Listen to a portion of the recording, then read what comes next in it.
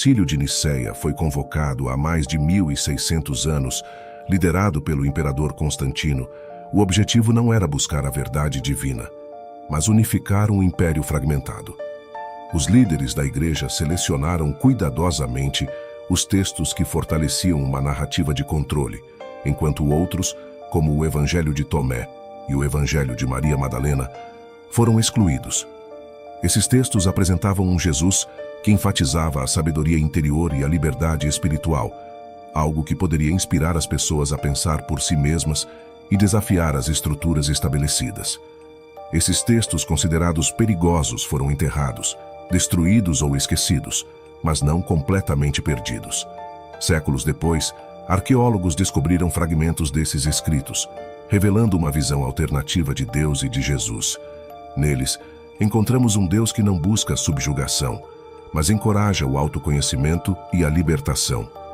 Um Deus que não pune, mas guia, que não exige obediência cega, mas inspira clareza e transformação interior. É um contraste radical com o Deus do medo apresentado no Antigo Testamento. Essa descoberta desafia tudo o que acreditamos saber sobre o divino.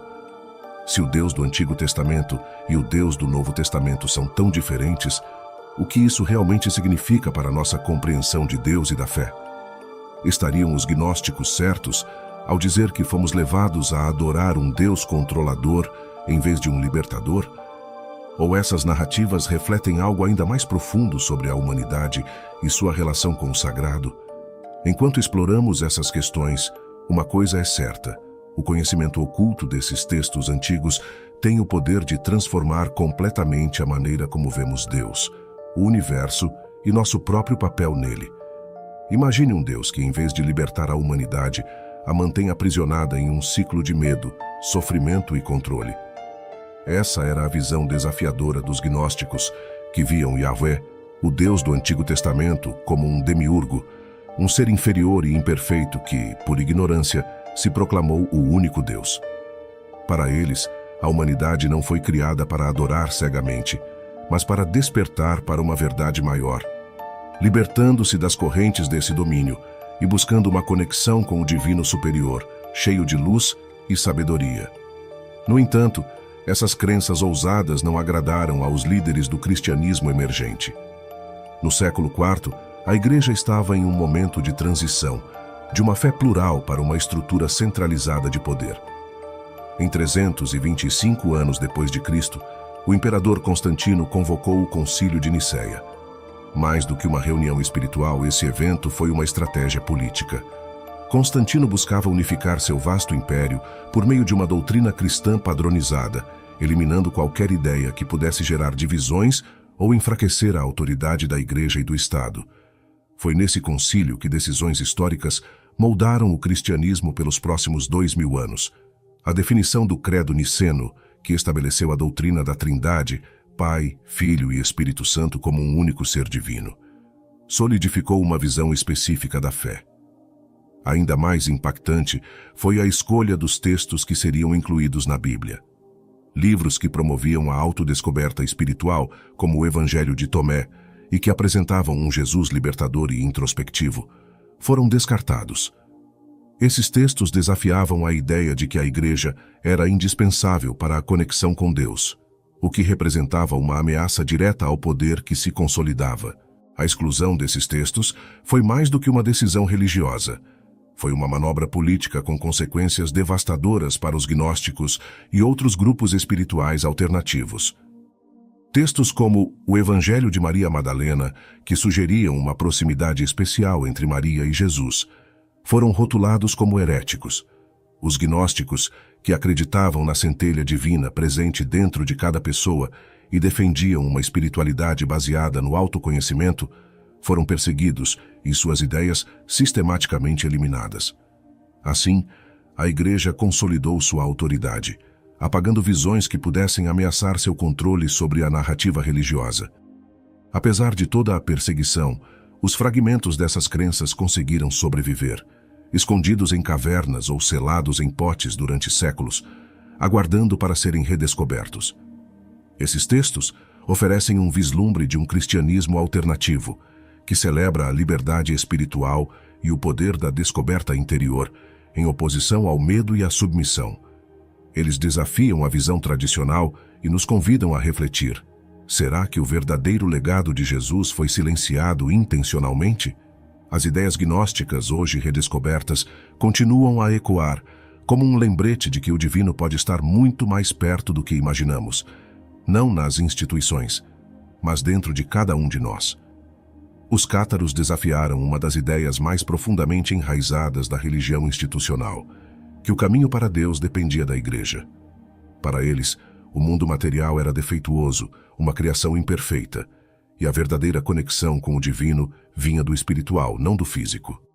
Essa visão os colocou em choque direto com a igreja, especialmente por rejeitarem o Deus irado e controlador apresentado no Antigo Testamento. Essa dissidência culminou em 1209, quando o Papa Inocêncio III lançou uma cruzada contra os cátaros, resultando na brutal Cruzada Albigense, que exterminou comunidades inteiras em nome de uma suposta defesa da verdade eclesiástica.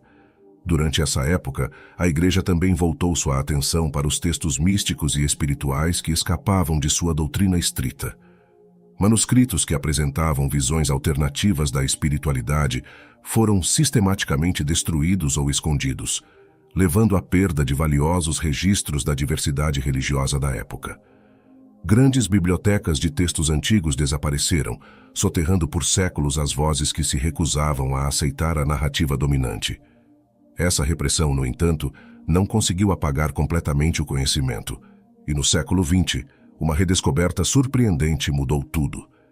Em 1945, no Egito, arqueólogos encontraram uma coleção de textos gnósticos conhecida como Biblioteca de Nag Hammadi.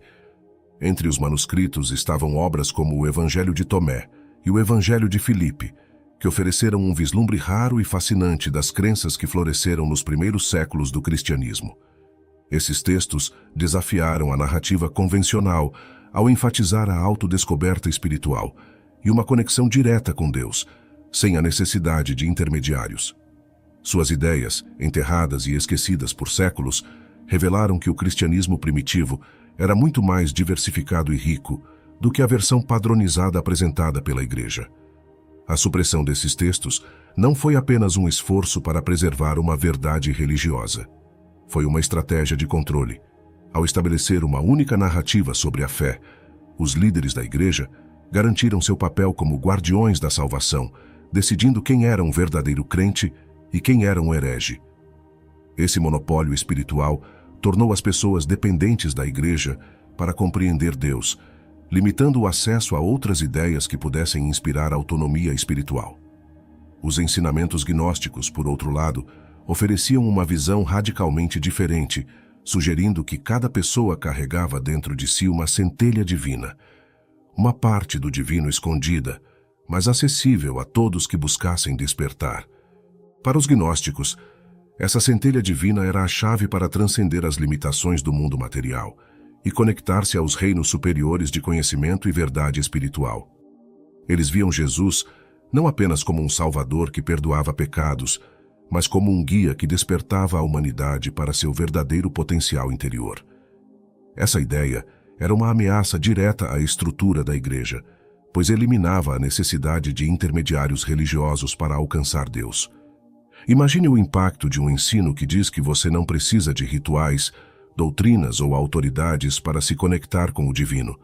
Apenas a coragem de olhar para dentro de si mesmo e reconhecer o poder que sempre esteve lá. Essa visão transformadora continua sendo uma inspiração poderosa para aqueles que buscam a liberdade espiritual nos dias de hoje. Imagine um mundo onde o divino não está preso a dogmas, rituais ou instituições, mas acessível a cada indivíduo, diretamente em seu interior.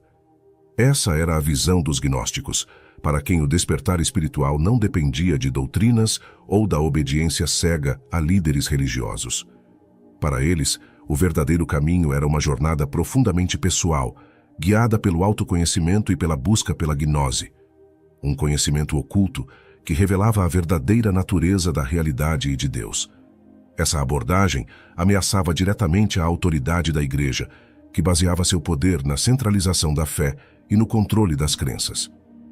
Enquanto a igreja primitiva enfatizava estruturas externas, como doutrinas rígidas, rituais detalhados e a necessidade de obediência, os gnósticos promoviam a liberdade interior.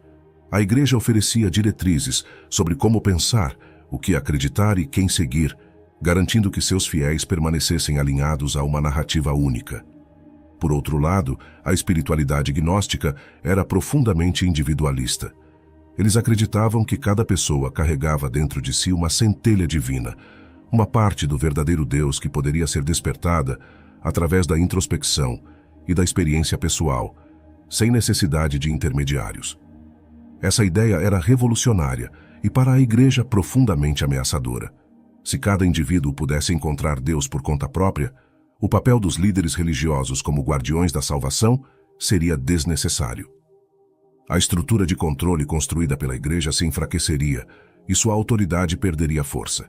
Não é de se admirar que os ensinamentos gnósticos tenham sido suprimidos e seus textos rotulados como heréticos. Mas hoje, graças à redescoberta desses escritos, temos a chance de revisitar essas ideias e questionar os limites das narrativas convencionais sobre espiritualidade. Os textos gnósticos nos convidam a refletir sobre o papel da espiritualidade em nossas vidas modernas. Eles nos lembram que a verdade espiritual não é algo dado por uma autoridade externa, mas uma descoberta que cada um de nós pode fazer. Essa ideia é libertadora, pois nos devolve o poder de explorar nossas próprias crenças e experiências, sem depender de uma instituição para nos dizer o que é certo ou errado. Cada peça do quebra-cabeça espiritual que redescobrimos nos ajuda a montar uma visão mais completa e pessoal do divino. Pense no impacto dessa mensagem em sua vida. Se as respostas que buscamos estão dentro de nós, isso significa que temos o poder de moldar nossa própria jornada espiritual. Não se trata de rejeitar completamente as crenças tradicionais, mas de entender que a espiritualidade pode ser uma jornada profundamente pessoal e intransferível. É sobre despertar para a ideia de que o divino está acessível a todos, independentemente de onde estejam ou do que tenham aprendido. Ao redescobrirmos esses textos antigos, estamos não apenas revisitando o passado, mas abrindo novas possibilidades para o futuro da espiritualidade. Se você sente que essa reflexão ressoou em você, inscreva-se no canal e continue essa jornada conosco. Até o próximo vídeo.